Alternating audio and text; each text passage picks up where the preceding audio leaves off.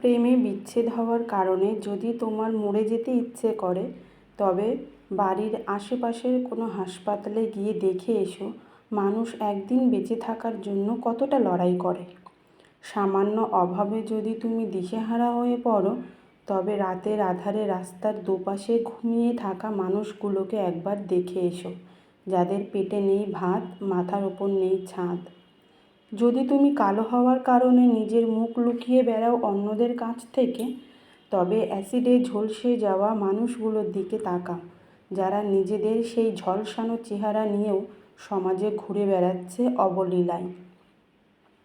মেয়ে না হয়ে ছেলে হলে ভালো হতো, কিংবা ছেলে না হয়ে মেয়ে হলে ভালো হতো যদি মনে হয়, তবে আমাদের সমাজের তৃতীয় লিঙ্গের মানুষের দিকে তাকাও, যারা নিজেদের পরিবারের থেকে বিতাড়িত হয়েও জীবন চালিয়ে যাচ্ছে সমাজের সাথে তাল মিলিয়ে।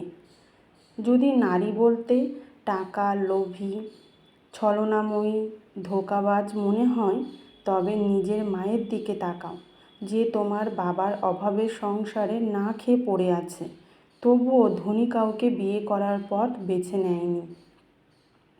যদি পুরুষ বলতে দেহলোভী, মেয়েবাজ মনে হয়, তবে নিজের বাবার দিকে একবার তাকিও, যার ছোঁয়ায় নেই কোনো লালসা, আছে শুধু মায়া, মমতা, স্নেহ, যে তার মেয়ের সবচেয়ে নিরাপদ আশ্রয়স্থল। নিজের মধ্যে যদি কখনো অহংকার এসে পড়ে, তবে কোনো কবরস্থানে ঘুরে এসো, যেখানে তোমার চেয়ে বড় বড় জ্ঞানী, সুন্দরী এবং সফল ব্যক্তিরা মাটির নিচে শুয়ে আছে।